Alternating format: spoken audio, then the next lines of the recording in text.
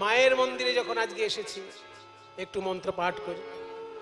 ওম অগ্নি ভীড়ে পুরোহিতম যজ্ঞস্য দেবম ঋত্বিজম হোতারম রত্নধাতমাম ওম অগ্নয়ে স্বাহা ইদম অগ্নয়ে ओम अग्निः पुष्पैर्ऋषिभिर्यो नूतनैरुत सा देवा एह भक्ष्यति ओम अग्नये स्वाहा इदम अग्नये ओम अग्निनारयिमश्नवत् पूषमेव दिवे दिवे यशसं वीरवत्तमाम् ओम अग्नये स्वाहा इदम अग्नये ओम अग्ने यं यज्ञमध्वरं विश्वतो परिभूरसि स हि देवेषु गच्छति ओम अग्नये स्वाहा इदम अग्नये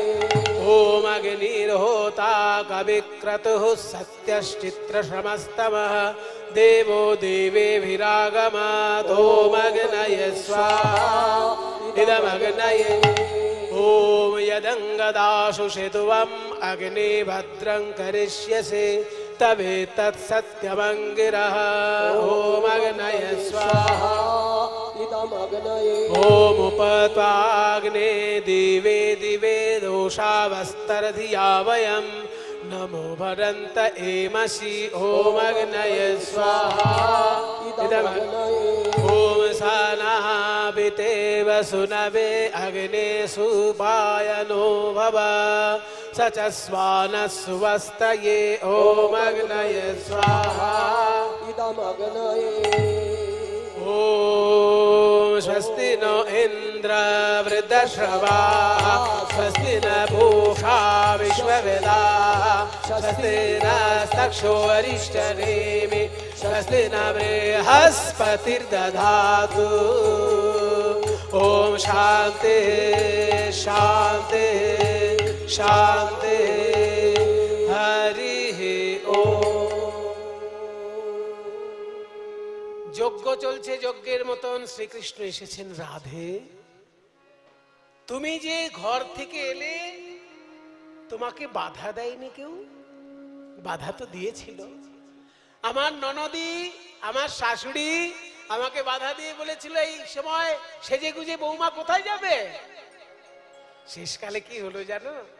তোমার এই যোগমায়াকে আমি শরণাপন্ন হলাম, বললাম মা যোগমায়া আমাকে তোমার রূপ দাও। এই যে মা, এই মা তখন রাধারানীকে রূপ দিলেন। রাধারানী কালী মূর্তি ধারণ করেছিলেন। কালী মূর্তি ধারণ করে আয়ানকে যখনই কালী রূপ দেখিয়েছিলেন, আয়ান বলেছিলেন তুমি মহাশক্তি, তোমাকে বাধা দেবার ক্ষমতা আমার নেই। সবাই মিলে একটু হাত জোড় করুন, একটু মায়ের চরণে মাকে আমরা ডেকে নিই। ओम नमः चंडिकायै नमः ओम कालिकायै नमः त्वं स्वाहा त्वं स्वधा त्वं हीव षट्कारस्वरात्मिका सुधा त्वमक्षरे नित्ये त्रिधा मात्रात्मिका स्थिता अर्धमात्रा स्थिता नित्या यानुचार्या विशेषतः त्वमेव सा त्वं सावित्री त्वं देवी जननी परा त्वयैव धार्यते सर्वं त्वयैतत्सृज्यते जगत् त्वयैतत्पाल्यते देवी तमत्सन्त्येज सर्वदा विसृष्टौ सृष्टिरूपा त्वं स्थितिरूपा च पालने तथा संहितिरूपान्ते जगतोस्य जगन्मये महाविद्या महामाया महामेधा महास्मृतिः महामोहा च भवति महादेवी महाशूली प्रकृतिस्त्वं हि सर्वस्य गुणत्रय विभाविनी कालरात्रिर्महारात्रिर्मोहरात्रिश्च दारुणा त्वं श्री त्वमेश्वरी त्वं ह्रीः त्वं बुद्धिर्बोधलक्षणा लज्जा पुष्टिस्तथा तुष्टिस्त्वं शान्तिः शान्तिरेव च खड्गिनी शूलिनी घोरा गदिनी चक्रिणी तथा शंखिनी चापिनी बाण भूषुणे परिघायुधा सौम्या सौम्यतरा शेष सौम्यभ्यस्पति सुंदरी परापराणां परमा त्वमेव परमेश्वरी शरणागत दीनार्त परित्राण परायणे सर्वशान्ति हरे देवी नारायणी नमोस्तुते।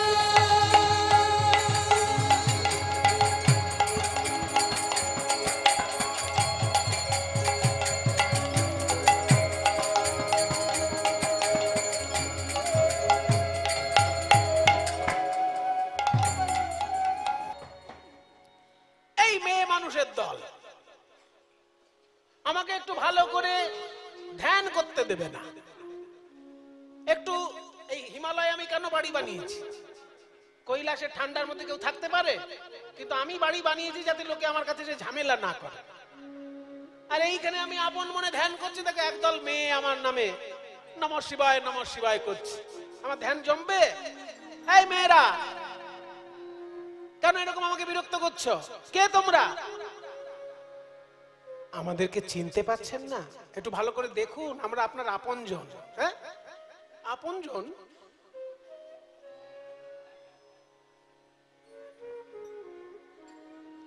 দক্ষ রাজার 27টি মেয়েকে বিয়ে করেছেন চন্দ্রদেব, আর দক্ষ রাজারই একটি মেয়েকে বিয়ে করেছিলেন শিব ঠাকুর। তাহলে দুজনের শ্বশুর হচ্ছে দক্ষ, চাঁদ আর শিব। তাহলে শিব আর চাঁদের কি সম্পর্ক? ভাইরা ভাই। তাহলে চাঁদের স্ত্রীগণ শিবের কে হয়? মিষ্টি সম্পর্ক। আমরা আপনার শ্যালিকা, শালিকা, ওই জন্য যেন চেনা চেনা লাগছিল। আচ্ছা বলো, কি বিপদে পড়ে আমার কাছে এসেছে? বলে বিপদে না পড়লে আপনার কাছে কে আসে? সারা গায়ে ছাই মেখে বসে থাকেন, সাপ জড়িয়ে বসে থাকেন, বিপদে পড়লেই তো আপনার কাছে আসে লোকে। আমরাও এসেছি। কি বিপদ বলো? বিপদ হলো এই, দোষ করেছে আমাদের স্বামী, আর বিধবা হতে চলেছি আমরা। শিব ঠাকুর বলছে, দেখো আমি একটু সহজ সরল দেবতা, অত জটিল কথা বুঝি না, একটু খুলে বলো। আর খুলে কি বলবো জামাই বাবু, আপনি তো আমাদের কর্তাকে চেনেন। আমরা 27 জন স্ত্রী থাকতেও ওনার এমন নজর, বৃহস্পতির স্ত্রী তারার প্রতি উনি আকৃষ্ট। তাই আচ্ছা দাবাই পেয়েছে। বৃহস্পতি এমন অভিশাপ দিয়েছেন, বলেছেন 16 দিনের মধ্যে ক্ষয় হয়ে শেষ হয়ে যাবে। তা 15 দিন ক্ষয় হয়ে গেছে, আর একটা দিন বাকি আছে। এইটুকু ক্ষয় হলেই চন্দ্র দেবতা নিশ্চিহ্ন, আর আমরা বিধবা। তাই আমাদেরকে বিধবা হবার হাত থেকে আর কেউ বাঁচাতে পারবে না, আপনি বাঁচান জামাইবাবু। শিব ঠাকুর বললেন, ঠিক আছে ঠিক আছে, অনন্য শরণ, অগতির গতি, আমি যখন আছি তোমাদের জামাইবাবু, কোনো চিন্তা নেই। শোনো, ওই এক খণ্ড চাঁদকে এনে আমার জটার মধ্যে লুকিয়ে রাখো। কেন জানো? যদি ঘড়িতে জল না ঢোকে তাকে বলে ওয়াটার প্রুফ ঘড়ি, তেমনি এই জটার মধ্যে কারোর অভিশাপ ঢুকবে না। তাহলে এই জটাটা হলো অভিশাপ প্রুফ জটা। এর মধ্যে এই চাঁদকে রেখে দাও, কারোর অভিশাপ এখানে কাজে লাগবে না। এই মন্ত্র দেওয়া জটা। তাই তাহলে ওই এক খণ্ড চন্দ্রকে এনে শিবের জটায় যুক্ত করে দেওয়া হবে। সেদিন থেকে শিব ঠাকুরের জটায় এক খণ্ড চাঁদ। আকাশের চাঁদ আলাদা, শিব ঠাকুরের জটার চাঁদ আলাদা। আকাশের চাঁদে 15 কলায় চাঁদ, আর এক খণ্ড 1 কলা চাঁদ শিব ঠাকুরের জটায়।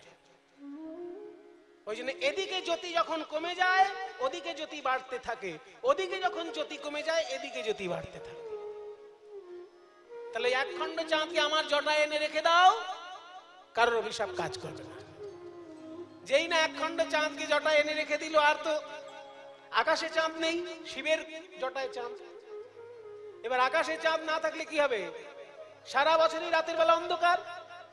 বৃহস্পতি অভিশাপ দিয়ে ঠকে গেলেন, কারণ রাতে যখন হাঁটেন পূর্ণিমায় চাঁদ থাকলে একটু দেখে শুনে হাঁটতে পারতেন, কিন্তু চাঁদ নেই, এখন বারবার হোঁচট খাচ্ছেন রাস্তায়। ভাবছে আমার শিষ্যটাকে একটু জোরালো অভিশাপ দেওয়া হয়ে গেছে। আরে বাবা, মেরে দেওয়ার কি? বেঁচে থাকলে তো তার সঙ্গে লড়াই করতে ভাল লাগে। শত্রুকে মারতে নেই, শত্রুকে বাঁচিয়ে রেখে লড়াই করতে হয়। তোকে মেরেই দিলাম, এখন যে রাতের বেলা অন্ধকার, কোনো আলো নেই, তো কি করব? ও যদি বেঁচে থাকতো আমি বলে দিতাম যে সোম তীর্থে গিয়ে যদি কেউ স্নান করে তার ক্ষয় রোগ দূর হয়ে যায়। সোম তীর্থে গিয়ে স্নান করলে ক্ষয় রোগ দূর হয়।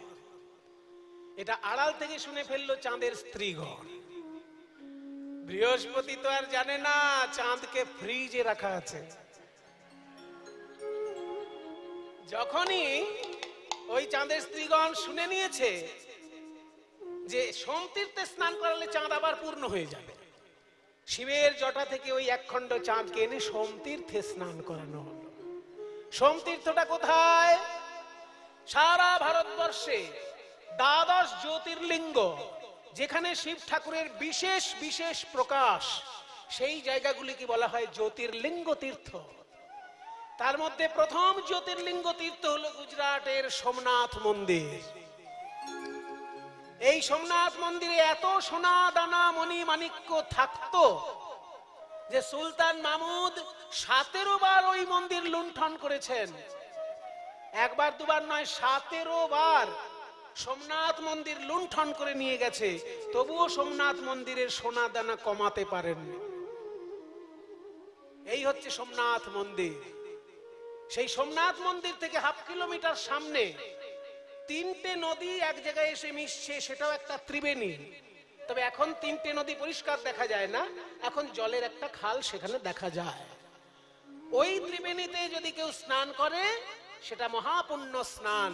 সেটাই চন্দ্র দেবতা গিয়ে ওখানে স্নান করলেন, আস্তে আস্তে পূর্ণতা লাভ করল। যেই না চাঁদ পূর্ণ হয়ে গেল, তখন থেকে ওই তীর্থটার নতুন নাম হয়ে গেল। আগে নাম ছিল সোম তীর্থ, এখন নাম হয়ে গেল প্রভা যুক্ত আস। চন্দ্র তার হারানো প্রভা, প্রভা মানে জ্যোতি, চন্দ্র তার হারানো প্রভা ফিরে পেল, ওই জন্য তীর্থটার নাম হলো প্রভা যুক্ত আস, প্রভাস তীর্থ। সেই প্রভাস তীর্থে যজ্ঞ হবে, তোমরা সবাই মিলে যাবে। তাহলে আর কিরে, আর তাহলে চিন্তা করে লাভ নেই। ফলমূল নিমন্ত্রণ পত্র পাইয়া ব্রজবাসীগণ, প্রভাস যজ্ঞের পথে করই গমন, প্রভাস যজ্ঞের পথে করই গমন। এবার শকট ভরিয়া নিল দধি দুগ্ধ ছানা। শকট মানে কি? গরুর গাড়ি ভর্তি করে দধি দুগ্ধ ছানার ফলমূল নিয়েছে। ফলমূল কত নিল না হয় গণনা, শকট ভরিয়া নিল দধি দুগ্ধ ছানা, ফলমূল কত নিল না হয় গণনা। প্রভাস তীর্থে চারদিকে 4টে দরজা হয়েছে।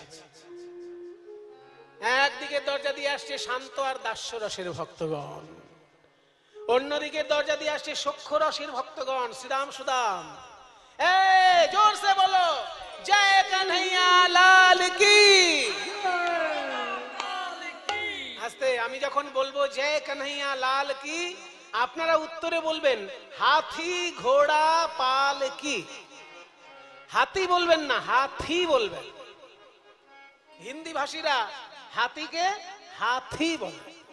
ए भैया, अरे कन्हैया के पास जब आ गए हो, बाहें उठा के जय ध्वनि करो, बोलो जय कन्हैया लाल की। बोलो जय कन्हैया लाल की। हाथी घोड़ा, जय कन्हैया लाल की। हाथी घोड़ा, अरे जय कन्हैया लाल की। हाथी ঘোড়া লাল কি, জয় কানাইয়া লাল কি, হাতি ঘোড়া জয় কানাইয়া লাল কি, হাতি ঘোড়া লাল কি, জয় কানাইয়া লাল কি। হাতি ঘোড়া লাল কি। अरे नंद घरा नंद भयो जय कन्हैया लाल की हाथी दिया। গোবিন্দ বুঝে গেলেন এই হাতি ঘোড়া দিয়ে জয়ধ্বনি আর ওই ব্রজবাসী ছাড়া কেউ দেবে না। সবাইকে গিয়ে আলিঙ্গন করলেন প্রাণ গোবিন্দ। ওদিকে একটি দরজায় মা যশোদা এসেছেন। গোপাল বলিয়া কাঁদয়ে মা, ওই গোপাল বলিয়া কাঁদয়ে মাই, কহয়ে রামের বদন চাই, কহয়ে রামের বদন চাই। বলাই দাদা আমার মা যশোদার কান্না শুনতে পাচ্ছি। দারোয়ান বোধহয় বুঝতে পারেনি, সাধারণ মানুষ মনে করে আমার মা যশোদাকে বোধহয় বাধা দিয়েছে দারোয়ান। চলো দাদা তুমি যজ্ঞের দিকটা দেখো, আমি মায়ের কাছে আগে যাই। মা মা বলিয়া ধাইয়া চলে, মাগো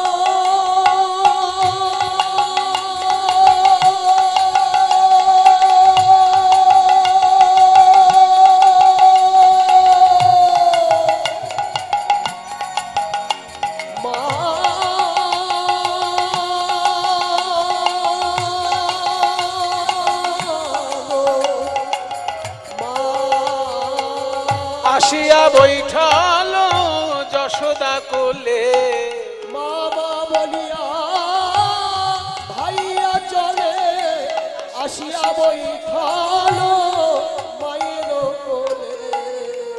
গোপাল মা, আমাদের রাজা মশাই নাকি মা বলছে রে। সর সর সর সর সর। মা তুমি এসেছো মা, তোর দারোয়ান আমাকে চিনতে পারেনি, কিন্তু তুই যে আমাকে মা বলে ডেকেছিস বাবা, এতেই আমার সব অসম্মান সম্মানে পরিণত হয়েছে। আয় বাবা বুকে আয়, এই যে তোর জন্য ছানা মাখন এনেছি, একটু খা।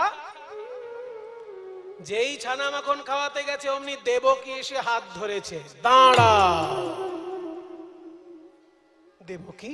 হ্যাঁ যশোদা, ছানা মাখন যদি খাওয়াতে হয় আমি খাওয়াবো, কারণ আমি ওর গর্ভধারিণী, আমি ওকে পেটে ধরেছি। তুমি দুদিন পালন করতে পারো, কিন্তু পালন করলে তার অধিকার বেশি না গর্ভে ধরলে তার অধিকার বেশি? আমি যে ওকে কোলে পিঠে করে বড় করেছি, কোলে পিঠে করে বড় করেছি। কোকিলের বাচ্চা কাকের বাসায় বড় হয়, পরে যখন কোকিল বুঝতে পারে আমি কাক নই, কারণ গলার সুর মেলে না, তখন সে বাসা ছেড়ে চলে যায়। তাহলে ওই দেখো বাবা,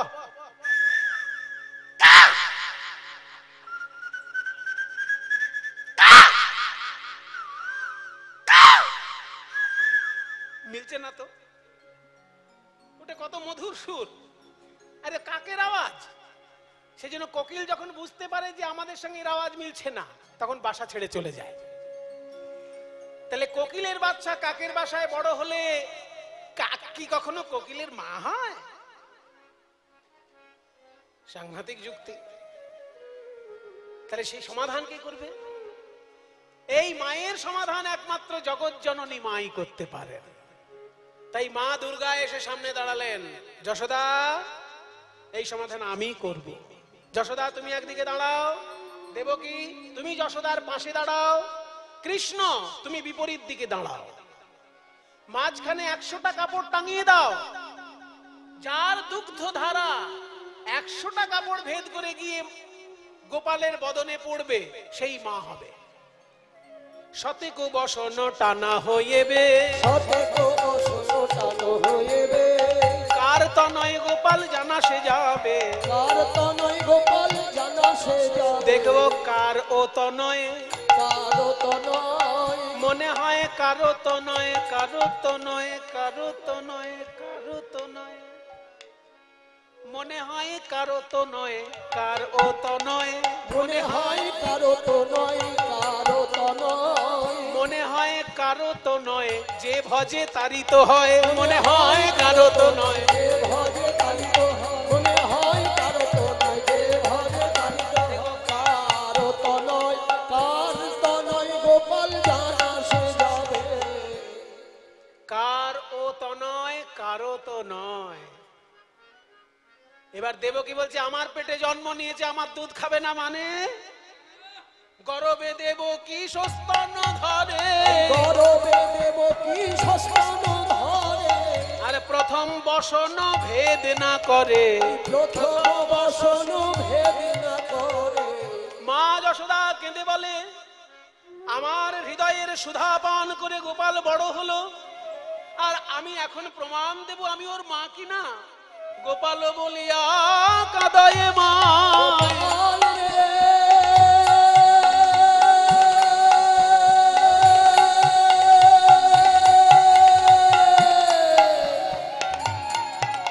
গোপাল রে, হরি বল হরি বল। গোপাল বলিয়া কাঁদায়ে মা।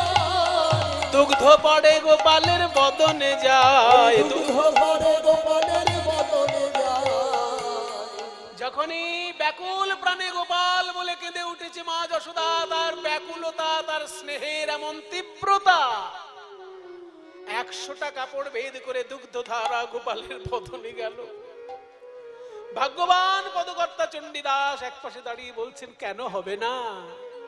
বাসুলি আদেশে চণ্ডীদাস বলে, আসুনি আদেশে চণ্ডীদাস বলে, শুদ্ধমতি হলে গোবিন্দ মেলে, শুদ্ধমতি হলে গোবিন্দ মেলে, নানায় অহংকারে মেলে না।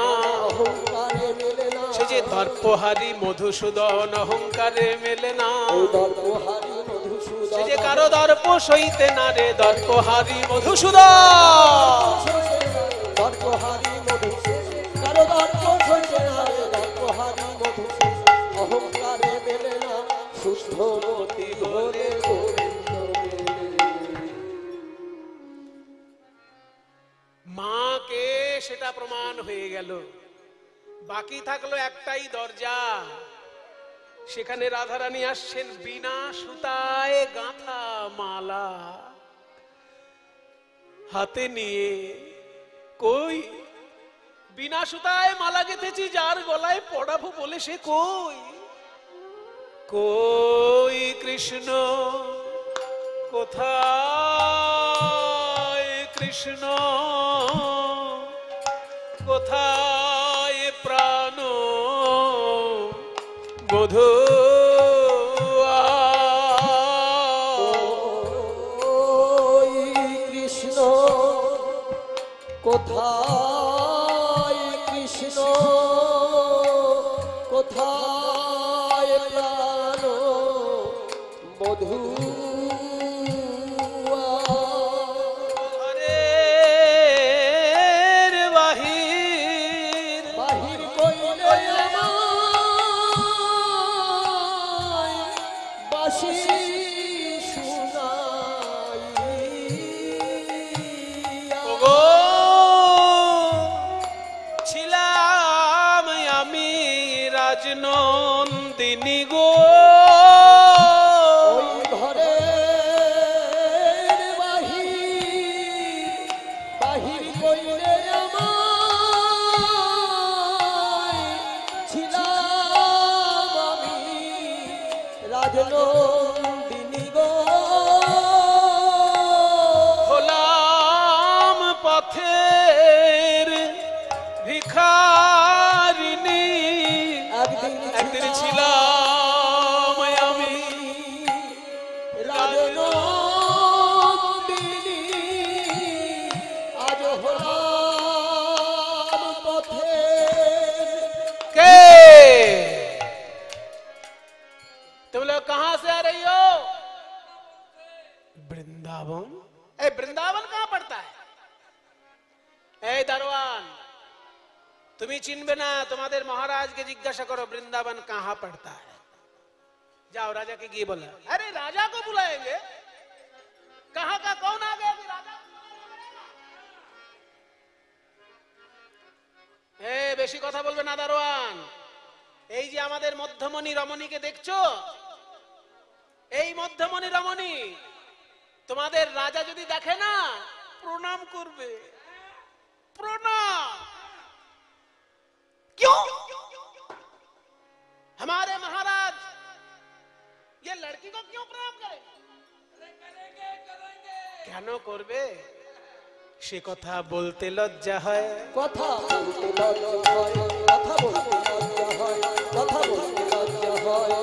লাজের কথা বলতে লজ্জা, বড় লাজের কথা বলতে লজ্জা হয়।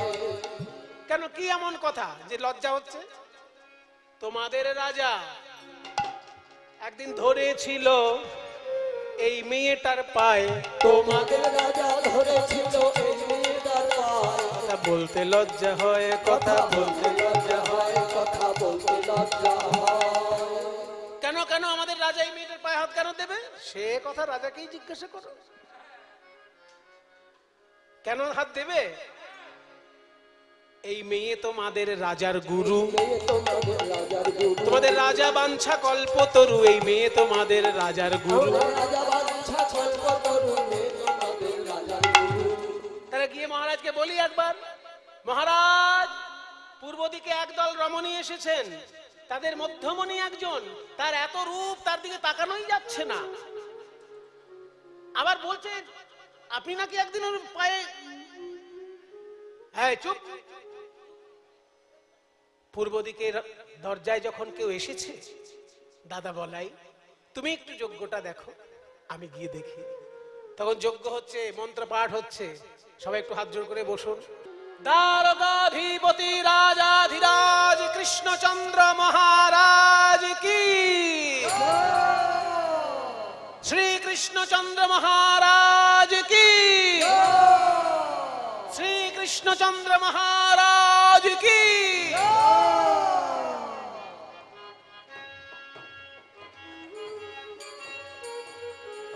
আসুন আসুন দেবর্ষিপাদ নারদ মুনি,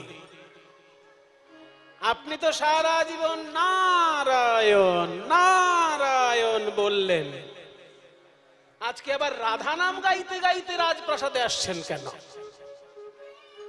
নারদ মুনি বলছেন সেটা আমার ব্যাপার, আমাকে লোকে বলে আমি ভাবের ঘরের বাবাজি, আমার যখন যেমন ভাব তখন তেমন। হ্যাঁ, আমি কেন কৃষ্ণ নাম করব, আমি কেন রাধা নাম করব, এর জন্য কাউকে কৈফিয়ত দেব?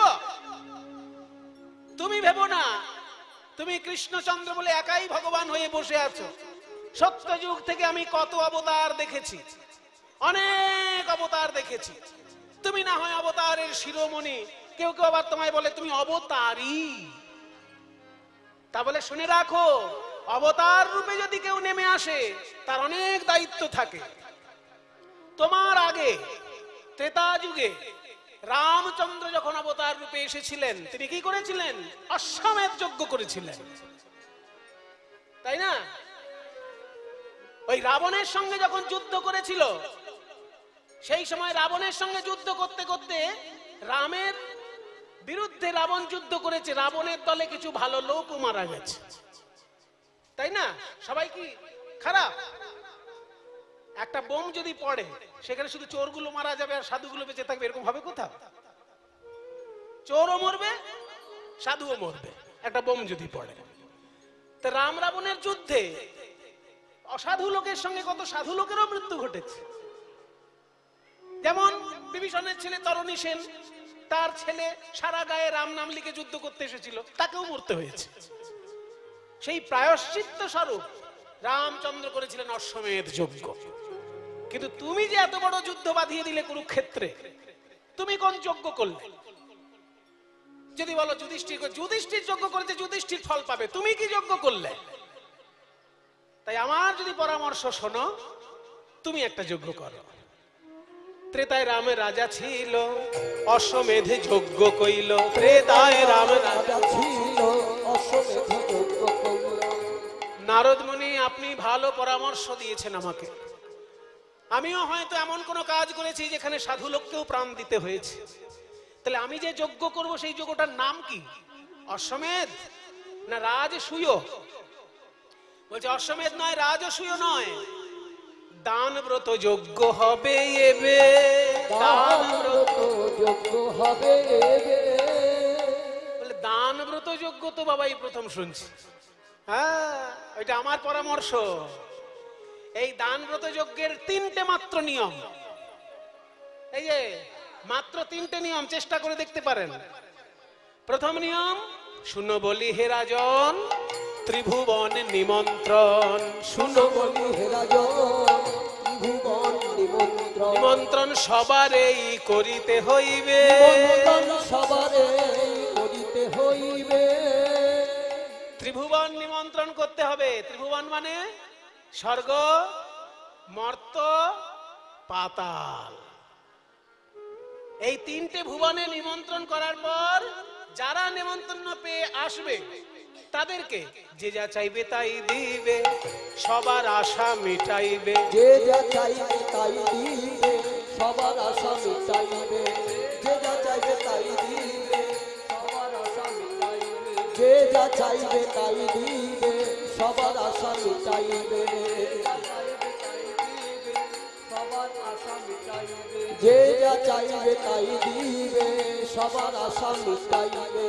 দান সবাইকে করিবে হাসি মুখে, দান সবাইকে করিবে হাসি মুখে। সবাইকে দান করবে, কিন্তু দানটা যেন হাসি মুখে হয়। কিছু মনে করবেন না বাবা, বামুনের ঘরে জন্ম নিয়েছি তো অনেকে হিংসে করে।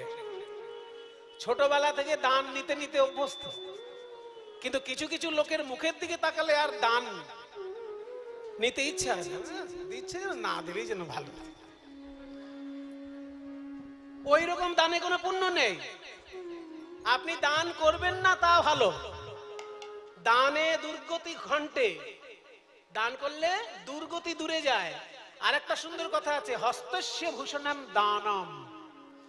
যে হাত কোনোদিন দান করতে পারেনি সেই হাত শুধু ওই চিতার কাঠ ছাড়া আর কিছু না। চিতার কাঠে এরকম দেবে আর চলে যাবে। যে হাত কোনোদিন দান করতে শেখেনি সে হাত চিতার কাঠ। কাজেই হস্তস্য ভূষণম দানম, আংটি পরাটা হস্তের ভূষণ নয়, দান করতে শেখাটা হস্তের ভূষণ। তবে উপযুক্ত পাত্রে দান করতে হয়। যেখানে সেখানে দান করলে কুফল ফলতে পারে। একজন সারাদিন ধরে মঙ্গল চিন্তা করছে, আপনি তাকে দান করলে ভালো হবে, কিন্তু সারাদিন ধরে একজন মদ গিলছে আর তাকে যদি দান করেন, সে তো পরের দিন আবার সারাদিন ডবল মদ গিলবে। যে লোকটা সারাদিন মঙ্গল চিন্তা করে গীতা পাঠ করছে বা চণ্ডী পাঠ করছে, মঙ্গল চিন্তা করে, তাকে আপনি দান করলেন, সে আর একটা গীতা পড়বে বা আর একটা চণ্ডী পড়বে। কিন্তু যে মদ কিনছে তাকে দান করলে সে আর একটা বোতল কিনে আনবে। সেই জন্য উপযুক্ত পাত্রে দান করতে হয়। দান যখন করবেন মুখে যেন হাসি থাকে। দান সবাইকে করিবে হাসি মুখে, দান সবাইকে করিবে হাসি মুখে। তাহলে প্রথম নিয়ম হলো স্বর্গ মর্ত পাতাল নিমন্ত্রণ। দ্বিতীয় নিয়ম হলো সকলকে দান এবং হাসি মুখে দান, প্রোভাইডেড, মুখে যেন হাসি থাকে। 3 নম্বর নিয়ম হচ্ছে যে দান করার পর আরেকটা কাজ আছে, সর্বশেষে দান দিয়া ভিক্ষার ঝুলি স্কন্ধে লইয়া। সর্বশেষে দান দিয়া ভিক্ষার ঝুলি স্কন্ধে লইয়া। ভিক্ষা করি যাবে মন সুখে, ভিক্ষা করি যাবে মন সুখে। দাঁড়ান দেবর্ষিপাদ, আপনার সব কথা বুঝলাম কিন্তু শেষ কথা বুঝলাম না। আপনি বললেন ত্রিভুবন নিমন্ত্রণ করব, চেষ্টা করব কেউ যাতে বাকি না যায়। আপনি বললেন সকলকে দান করব, মুখে হাসি থাকবে। হাসি তো আমার মুখে লেগেই আছে আজীবন। ও দান করলেও হাসি, দান না করলেও হাসি। কিন্তু শেষ কথাটা যেটা বললেন, দান করার পর তাদের কাছেই গিয়ে আবার আঁচল পাতবো, এইটা তো একটা হাস্যকর কথা হলো। মনে করুন এই যে আপনারা মা কালীর জন্য সবাই দান করলেন, থালার উপর যে যেমন পারলেন দান করলেন। এখনই যদি আপনারা কমিটিকে কি বলেন যেটা দিয়েছি সেটা ফেরত দিন, তো কমিটির ভালো লাগবে? বলবে মশাই আপনার মতন লোক যেন জীবনে কীর্তন শুনতে না আসে। তাহলে আমি দান করলাম, আবার আমি তাদের কাছে কি আঁচল পাতবো? লোকে তো আমাকে নিয়ে হাসি ঠাট্টা করবে। শুনুন মহারাজ, আপনি লোকের কাছে চাইবেন, কিন্তু হাস্যকর ভাবে কেন চাইবেন? মনে করুন আপনি রাজা মানুষ, আপনি 1 কোটি টাকা কাউকে দান করলেন। রাজা গজার ব্যাপারই আলাদা। আপনি যদি গুরুদেবকে দক্ষিণা দেন, 100 টাকা দিলেই আপনার বুকের ভিতরটা টিপ টিপ করবে। কিন্তু প্রধানমন্ত্রী যদি গুরুদেবকে দক্ষিণা দেয়, কি দেবে? একেবারে ব্ল্যাঙ্ক চেক। गुरुजी आपके चरणों में न्यौछावर कर दिया हूं, अपने हिसाब के अनुसार लिख लीजिए। তাই না? তাহলে আপনি যখন দান করবেন 100 টাকা দেবেন, কিন্তু প্রধানমন্ত্রী যদি কাউকে দান করে, সে তো কোটির উপরে গল্প। সেই জন্য আপনি যাকে দান করবেন, মনে করুন 1 কোটি টাকা দিলেন, তারপরে তার কাছে হাত পেতে বলবেন 1টি টাকা ভিক্ষা দিন। 1 কোটি টাকা দেবার পর কেউ যদি 1 টাকা ভিক্ষা চায়, কেউ হাসবে? বলে না, কেউ হাসবে না। কিন্তু আমি চাইবো কেন? বলে চাইলে আপনারই মঙ্গল। আপনি যখনই 1 কোটি টাকা দেবার পর 1 টাকা ভিক্ষা করবেন, আপনার দানের অহংকার দূরে যাবে। দানের অহংকার দূরে যাবে। অহংকার যখন দান করে ভিক্ষা করবে, দানের অহংকার। যেই 1 টাকা ভিক্ষা করে ফেললে তুমি, আর কোনোদিন বুক বাজিয়ে বলতে পারবে না, জানেন আমি আমাকে 1 কোটি টাকা দিয়েছি, বলতে পারবেন না। 1 কোটি দিয়েছি, তার কাছে 1 টাকা ভিক্ষাও নিয়েছি, তাই অহংকারটা আপনার থাকবে না। বাহ, এ তো সাংঘাতিক সুপরামর্শ, খুবই ভালো লাগলো। তাহলে এখন কি করি? বলে এখন চিঠি লিখুন। চিঠি লিখতে থাকুন, ভুল করবেন না। প্রথম চিঠি কাকে লিখতে হয় জানেন? ওই যে মা কালীর চরণ তলে যিনি শুয়ে আছেন। প্রথমে শঙ্করে পরে শঙ্করী রে, গণপতি কার্তিকের রে,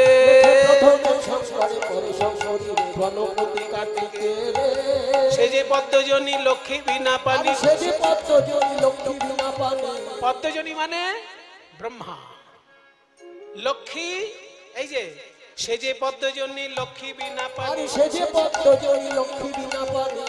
এই যে লক্ষ্মী, এই যে বিনা পানি, সে যে পদ্মজনী লক্ষ্মী বিনা পানি,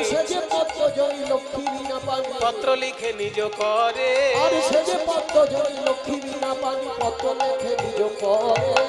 একে একে পত্র লিখে যে দিল, যথাযোগ্য সম্বোধনে। আস্তে, সম্বোধনটা ঠিক করতে হবে, যাকে যেটা মানায়। দুর্গা দেবীর সামনে কি লেখা হলো? দুর্গা মাতা সহায়।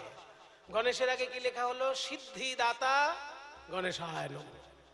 যাকে যেটা সম্বোধন, যথাযোগ্য সম্বোধনে যে কথা যার ভালো লাগে, যথাযোগ্য সম্বোধনে, যথাযোগ্য সম্বোধনে একে একে পত্র লিখে দিবি, পত্র লেখে নিজ করে, পত্র লেখে নিজ করে।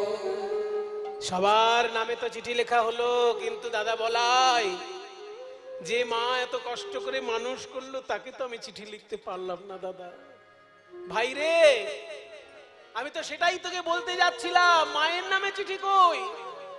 কৃষ্ণ বলছে, দাদা গো, সকলকে চিঠি লেখার মতো পড়াশোনা করেছি বটে, কিন্তু মাকে চিঠি লেখার মতো কোনো ভাষা খুঁজে পেলাম না দাদা।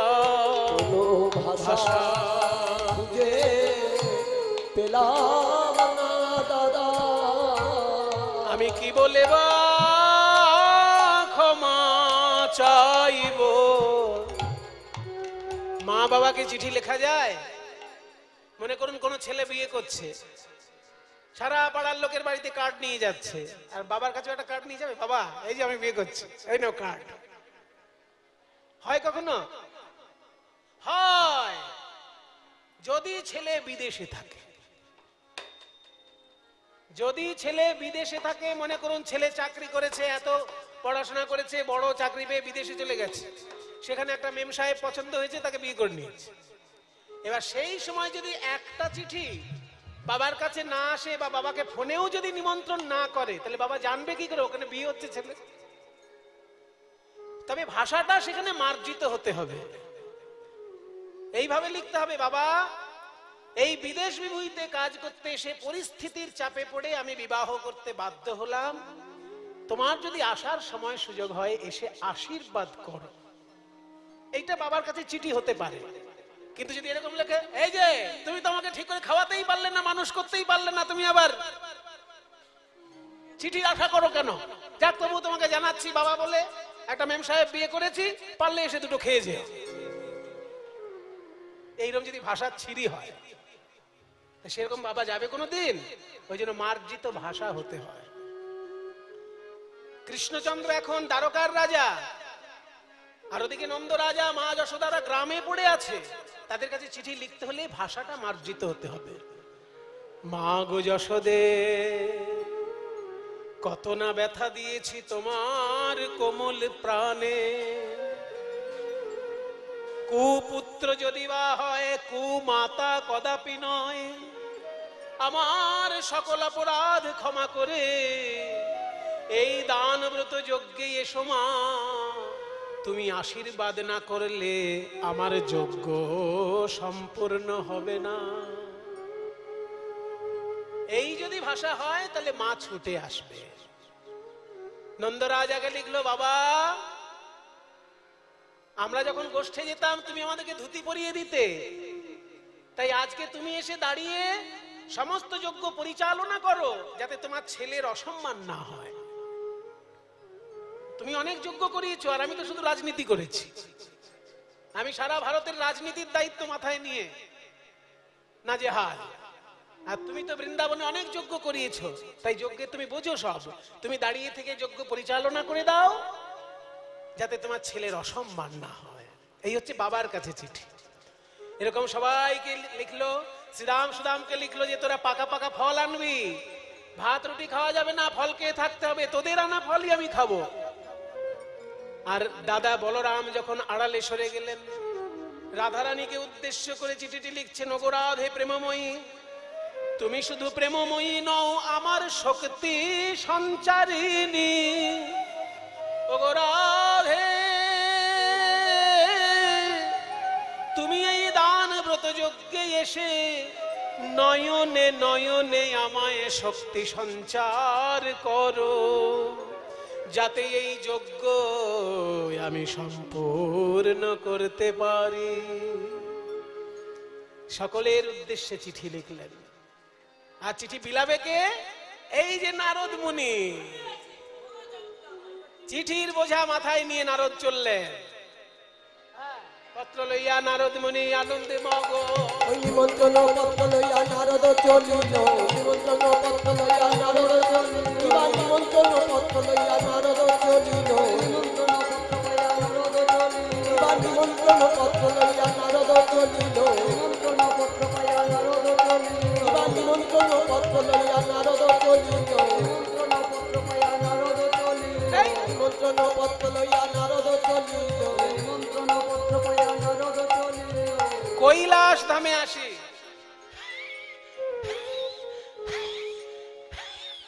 হাঁপিয়ে গেছে। কৈলাস তো পাহাড়ের উপর না। কৈলাস ধামে আসি উপনীত হলো, কৈলাস ধামে আসি উপনীত হলো, দেবাদিদেব হর হর মহাদেব, নমঃ পার্বতী পতে হর হর মহাদেব।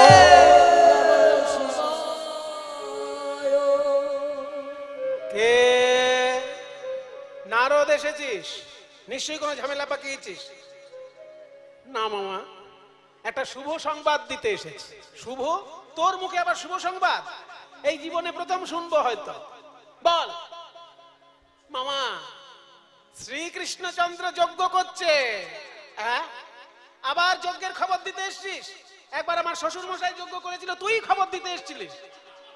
এমন রেগে গেলাম শ্বশুরের মুন্ডই কেটে দিলাম। আবার তুই যজ্ঞ? না মামা, তোমার শ্বশুর মশাই যখন যজ্ঞ করেছিল তোমাকে তো নেমন্তন্নই পাঠায়নি। কিন্তু এবার কৃষ্ণচন্দ্র যে যজ্ঞ করছেন, প্রথম নিমন্ত্রণ পত্র তোমার নামে। পড়ে দেখো, লেখা আছে সাঙ্গ পাঙ্গ সঙ্গে করে আসবেন। তাহলে সাঙ্গ পাঙ্গ কে তোমার? নন্দী ভৃঙ্গি, ডাকিনী যোগিনী, ভূত। তাহলে ভূত প্রেত সবাইকে নিয়ে যাবে। পত্রহেরি ভোলানাথের আনন্দিত মন, পত্রহেরি ভোলানাথের আনন্দিত মন, বম বম বলি ভোলা করয়ে নিতন, বম বম বলি ভোলা করয়ে নিতন, আনন্দ ধরে না, আনন্দ ধরে না। পত্রহেরি ভোলানাথের আনন্দ ধরে না, ওই পত্রহেরি ভোলানাথের আনন্দ ধরে না, পত্রহেরি ভোলানাথের আনন্দ ধরে না। বম বম বলি ভোলা করয়ে নিতন। বম বম বলি ভোলা করয়ে নিতন। শিব ঠাকুর যখন আনন্দে নেচে উঠেছেন, স্বর্গে নিমন্ত্রণ সম্পূর্ণ, পাতালে নিমন্ত্রণ সম্পূর্ণ, মর্তধামে বিভিন্ন রাজ্যে নিমন্ত্রণ সেরে নারদ এসেছে বৃন্দাবনে। কি এখানে তো দশা আরো করুণ হয়েছে। দেখে শ্রীদাম সখা পটেতে আঁকা শ্যামের মূর্তি করে, নারদ দেখে শ্রীরাম সখা পটেতে আঁকা পাকা পাকা ফল লইয়া বলে ভাই কানাই খারে খারে। পাকা পাকা ফল লইয়া বলে ভাই কানাই খারে খারে।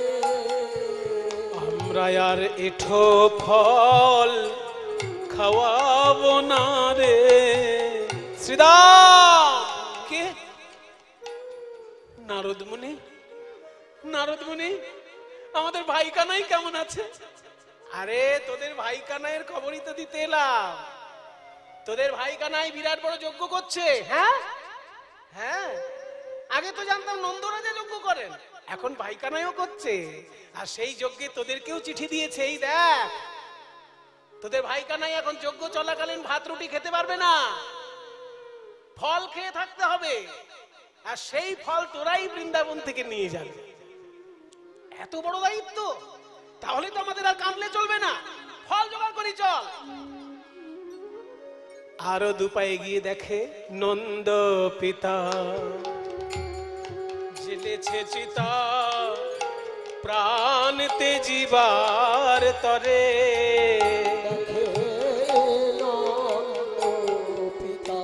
মাতা নন্দ রানী করে নবনী, গোপাল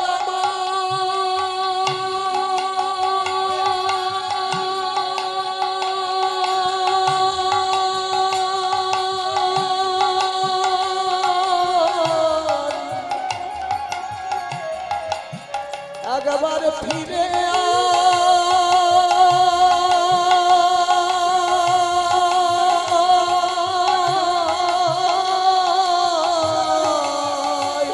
মাতা নন্দ রানী করে নবনী। রে দারে দারে।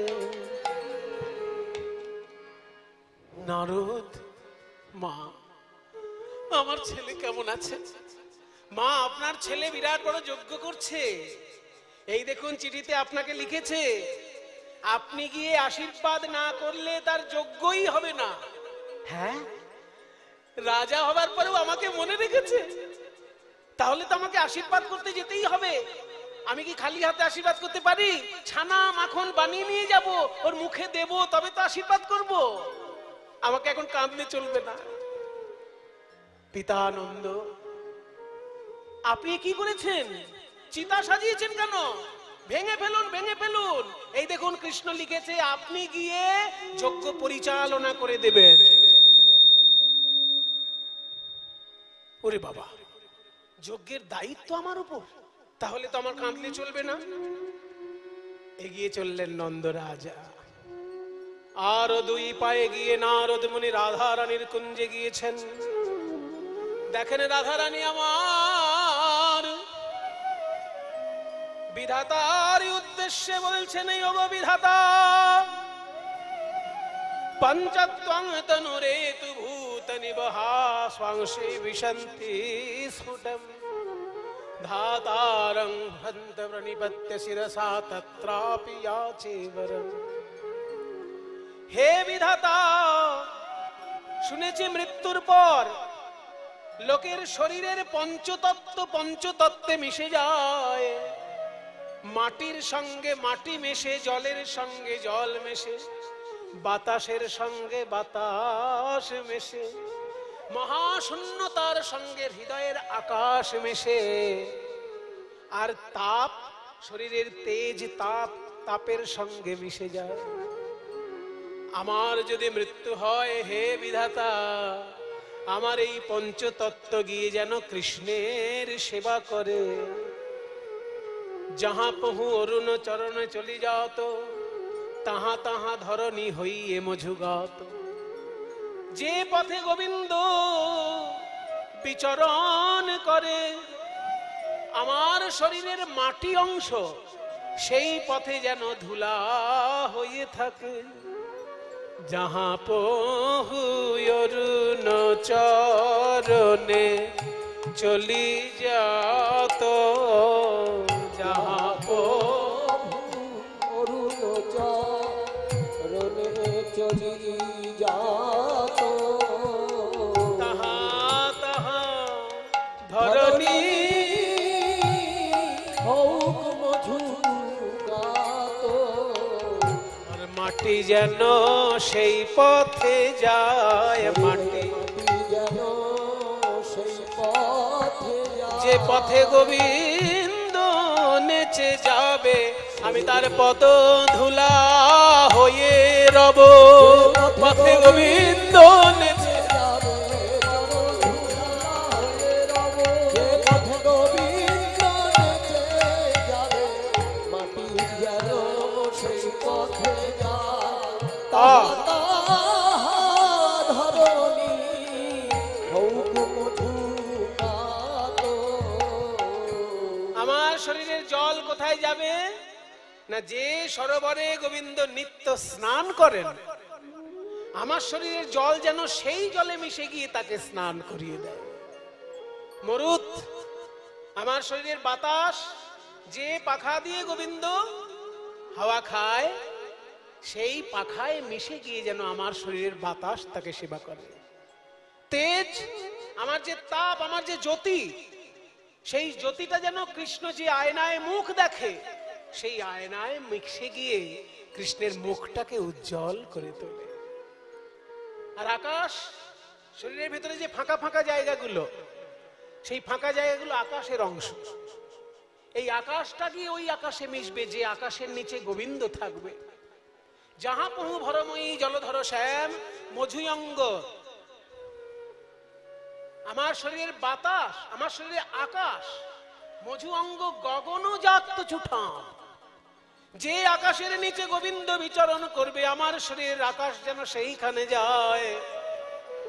ললিতা বলছে, তাহলে সেবা করবি কি করে আকাশ হয়ে? বলে, আমি মেঘ হয়ে ছায়া ধরবো, মেঘ হয়ে ছায়া ধরবো, ছায়া ধরবো। আরে তাপিত অঙ্গ শীতল হবে আমার অঙ্গের ছায়া লেগে। তাপিত অঙ্গ শীতল হবে আমার অঙ্গের ছায়া লেগে। তাপিত অঙ্গ শীতল হবে, মেঘ হয়ে ছায়া ধরবো, মধু অঙ্গ গগন জাত ছুটাবো। যে সংস্কৃত শ্লোকটা বললাম আগে, এই শ্লোকটা রচনা করেছেন শ্রী রূপ গোস্বামী। আর সেই শ্লোকের বঙ্গানুবাদ মানে ব্রজবলি পদে অনুবাদ করেছেন গোবিন্দ দাস মহাশয়। সবাই মিলে আসেন, সবাই মিলে হাত জোড় করুন গোবিন্দ দাসের উদ্দেশ্যে এবং রূপ গোস্বামীর উদ্দেশ্যে। গোবিন্দ দাসে কহে কাঞ্চন গৌরী, গোবিন্দ দাসে কহে কাঞ্চন গৌরী, সোমর কত তনু তোহে কিয়ে ছোড়ি। সোমর কত তনু তোহে গিয়ে ছোড়ি। ভাগ্যবান পদকর্তা গোবিন্দ দাস বলছেন, ওগো রাধে রাজনন্দিনী, তুমি মৃত্যুর পর কৃষ্ণ সেবা করার কথা ভাবছো কেন? একবার খুঁজে দেখো হৃদয় মাঝে, খুঁজে দেখো হৃদয় মাঝে, তোমার কালো কৃষ্ণ লুকায়ে আছে, তোমা বিনা রইতে না রে। কালো কৃষ্ণ লুকায়ে আছে, তোমা বিনা রইতে না। কালো কৃষ্ণ লুকায়ে আছে, খুঁজে দেখো তোমার হৃদয় মাঝে। সমর কত তনু তোহে গিয়ে ধরি। নারদ মুনি বলছে, রাধে তুমি মৃত্যুর পর কৃষ্ণ সেবার কথা ভাবছো? আর এই দেখো আমি ব্যবস্থা করেছি প্রভাস যজ্ঞের, সেই যজ্ঞে তোমাকে যেতে হবে। এই যে চিঠি, তুমি গিয়ে শক্তি সঞ্চার না করলে কৃষ্ণের যজ্ঞই হবে না। বাবা, তা যজ্ঞটা প্রভাস তীর্থে কেন হচ্ছে? নারদ মুনি, এ তো এক কাহিনী আছে, বলবো না? সময় কম, বলবো না রেখে দিই, পরে বলবো। শুনুন তাহলে, খুব মজার একটি কাহিনী আছে। আকাশের দিকে যে চন্দ্র দেখা যায়, ওই চন্দ্র একজন দেবতা।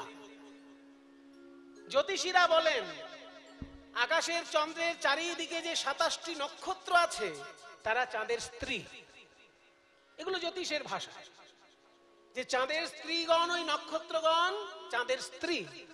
কিন্তু চাঁদ এতটাই নিজের রূপের অহংকারে অহংকারী যে 27 জন স্ত্রী থাকা সত্ত্বেও বৃহস্পতির স্ত্রী তারার প্রতি তিনি আকৃষ্ট হয়েছেন।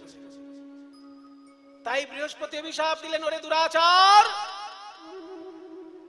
গুরু পত্নীর প্রতি তোর কুনজর, রূপ যৌবনের তোর এত অহংকার, আমি তোকে অভিশাপ দিলাম, অভিশাপ 16 দিনের মধ্যে ক্ষয় হতে হতে তুই নিশ্চিহ্ন হয়ে যা।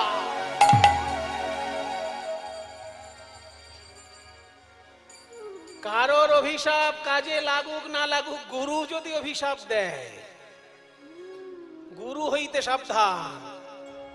গুরুর বাড়ি বেশি যাবেন না, আবার কমও যাবেন না। কম গেলে সঠিক সন্ধান পাবেন না, আবার বেশি পেলে গেলে যদি গুরুদেব অভিশাপ দিয়ে দেয়, বিপদে পড়ে যাবেন।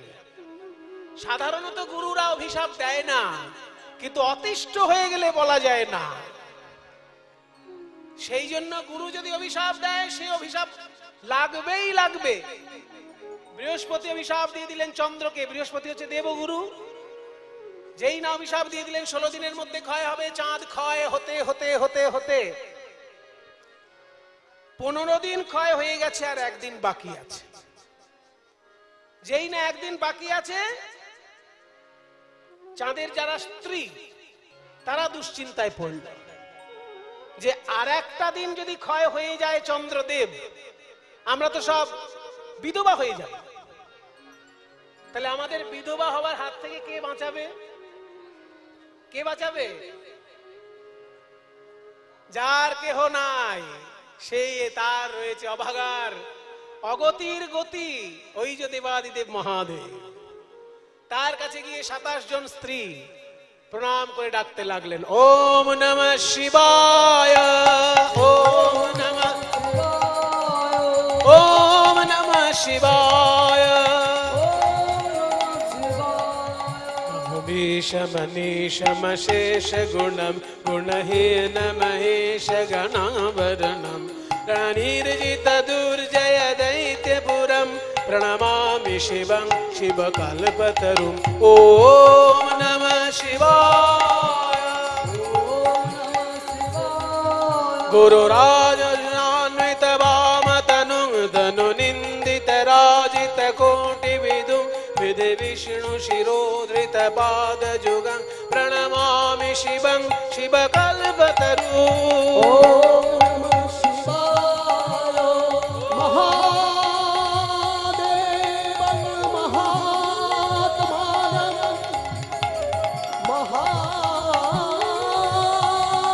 महायोगी महेश्वरं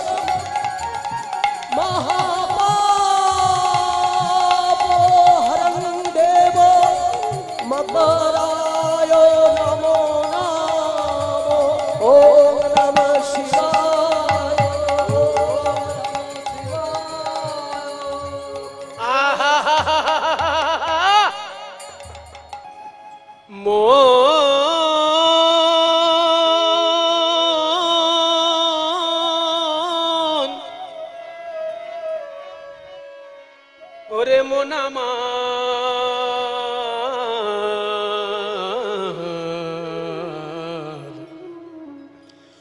ওরে মন আমার,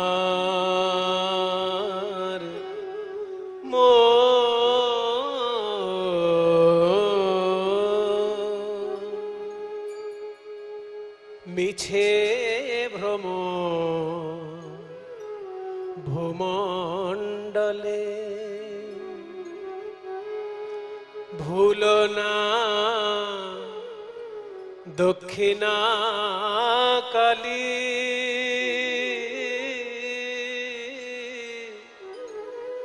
বদ্ধ হয়ে মায়া জালে, ভেবে দেখ মনকে ও কারো মিছে ভ্রম ভূমণ্ডলে, ভুলো না দক্ষিণা কালী, পথ মায়া জালে, ভেবে দেখ মনকে কারো, যার জন্যে মর ভেবে সে কি তোমার সঙ্গে যাবে?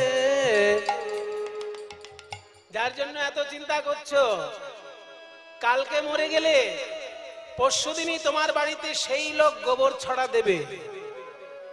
যার জন্য তুমি এত ভেবে মরছো, তুমি কালকে মরে যাও পরশুদিনই, যার জন্য তুমি এত ভাবছো সে চারিদিকে গোবর ছড়া দেবে যাতে ভূত না আসে। যার জন্যে মর ভেবে সে কি তোমার সঙ্গে যাবে? সেই প্রেয়সী দেবে ছড়া অমঙ্গল হবে বলে, সেই প্রেয়সী দেবে ছড়া অমঙ্গল হবে বলে, ভেবে দেখ মনকে ও কারো মিছে ভ্রম ভূমণ্ডলে। এখানে যারা যারা মাতৃমণ্ডলী আছেন তাদের খুব খারাপ লাগছে শুনে যে আমাদেরকে একটু ঠুকে কথা বলা হলো, যে আমরা স্বামীকে ভালোবাসি, মরে গেলেই পরের দিন তো আমাদেরকে সেই গোবর ছড়া দিতে হবে। এতে মায়েদেরকে ঠুকে বলা হচ্ছে না। বলার উদ্দেশ্য হলো এই যে প্রিয়জনকে তো ভালোবাসতেই হবে, অগ্নি সাক্ষী করে তাকে বাড়িতে আনা হয়েছে ভালোবাসার জন্য, ভালোবাসার জন্যই তো অগ্নি সাক্ষী করে তাকে এনেছেন। ভালোবাসুন,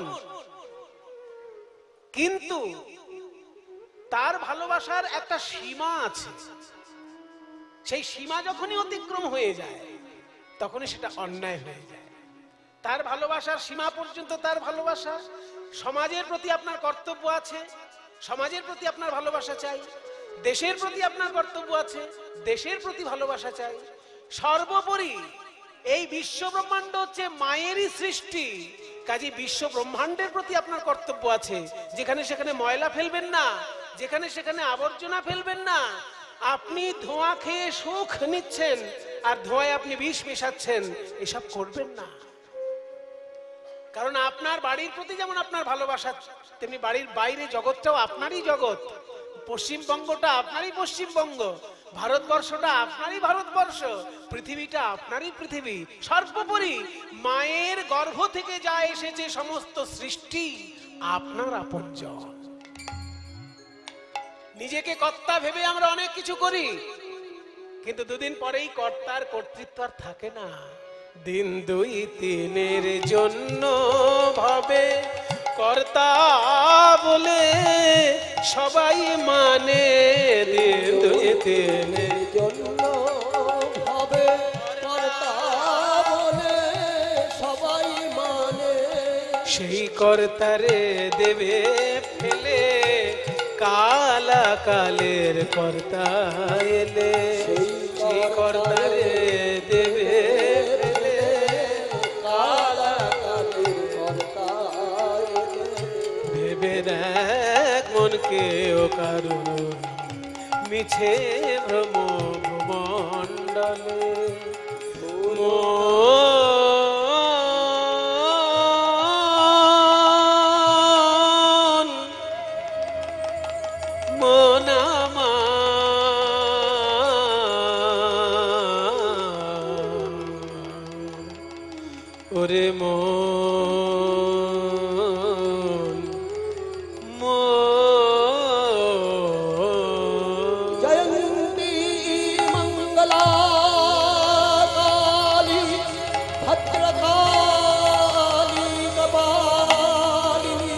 দুর্গা শিবা ধাত্রী সহসধা নমস্তুতে।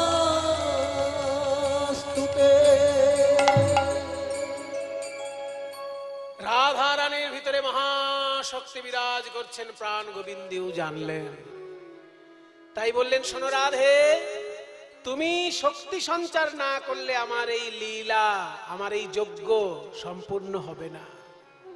তাই তুমি আমাকে শক্তি সঞ্চার করো, আমি যেন যজ্ঞ সম্পূর্ণ করতে পারি। নারদ মুনি দূর থেকে দেখে বলছেন, আমি এই দৃশ্যটা দেখবো বলেই তো আশা করে আছি। সেই গিরিগোবর্ধন ধারণ যখন হয়েছিল, সবার নয়ন কৃষ্ণের দিকে, আর কৃষ্ণের নয়ন কোন দিকে ছিল কেউ জানে না, আমি আড়াল থেকে সব দেখেছি। সবার নয়ন তখন কৃষ্ণের দিকে, আর কৃষ্ণের নয়ন তখন রাধারানীর দিকে। কেন না, নয়নে নয়নে তখন শক্তি সঞ্চার হচ্ছিল। ওই জন্য সুখসারি বলেছে না, সুখ বলে আমার কৃষ্ণ গিরি ধরেছিল, সারি বলে আমার রাধা শক্তি সঞ্চারিল, নইলে পারবে কেন। তাই আজকে রাধা কৃষ্ণ পাশাপাশি দাঁড়ালেন, যুগল দর্শন করে সবাই আনন্দ করছে। আমরাও একটু আনন্দ করি। কালা চাঁদ চাঁদ চাঁদ চাঁদের বামে চাঁদ বদনে দাঁড়ালো, কালা চাঁদ চাঁদ চাঁদ চাঁদের বামে চাঁদ বদনে দাঁড়ালো, চাঁদ চাঁদ চাঁদ চাঁদের বামে চাঁদ বদনে দাঁড়ালো, কালা চাঁদ চাঁদ চাঁদ চাঁদের বামে চাঁদ বদনে দাঁড়ালো, দাঁড়ালো রে রাই বিনোদিনী, দাঁড়ালো রে রাই বিনোদিনী। রাধার রূপের ছটায় জগৎ আলো, চাঁদ বদনে দাঁড়ালো, রাধার রূপের ছটায় জগৎ আলো, চাঁদ বদনে দাঁড়ালো, কালা চাঁদ চাঁদ চাঁদ চাঁদের বামে চাঁদ বদনে দাঁড়ালো, কালা চাঁদ চাঁদ চাঁদ চাঁদের বামে চাঁদ বদনে দাঁড়ালো। আহা, যেমন রাধা তেমন শ্যাম তেমনি বৃন্দাবন, যেমন রাধা তেমন শ্যাম তেমন বৃন্দাবন, তেমন সব সহচরী মধুর মিলন, তেমন সব সহচরী গোপী গোপীগণ, তেমন সব সহচরী বলাই যাই রে, তেমন সব সহচরী, বালাই যাই রে, তেমন সব সহশোভায় বালাই যাই রে, যেমন সব সহচরী মধুর।